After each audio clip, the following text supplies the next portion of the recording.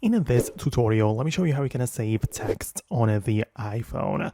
So the first step is, of course, to locate the Messages app. So on your home screen, just go to the Messages to initiate or open up any chat you want. And as you can see, I have like pictures, videos, stickers, and as well as regular text. So it's pretty like dense with stuff. If you, for example, have some media like videos, you can open it up and click on the share button, which will give you the ability to save it to the photos, right? And that way you can save not particularly the text, but like the attachment, the videos from the text, for example. If you want to, however, save the actual text bubbles, you can hold it down on one and click on a copy.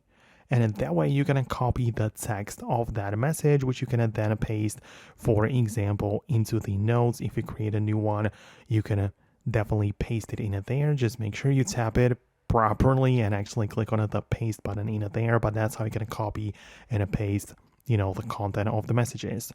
You can hold it down on one of them or take a screenshot at first, right? And essentially just save the whole thing as a screenshot or analyze it through the Siri or available features. That's something you can do, or just save the whole picture in there. So that's what you're going to do.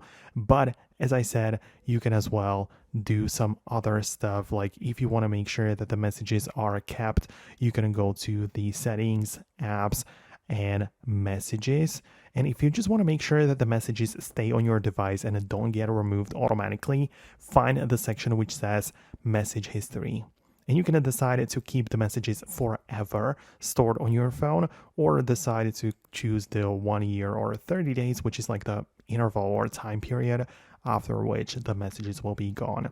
So if you want to make sure that messages get saved and that they don't go anywhere, choose the forever option. But that's it for me. Subscribe and I'll see you later.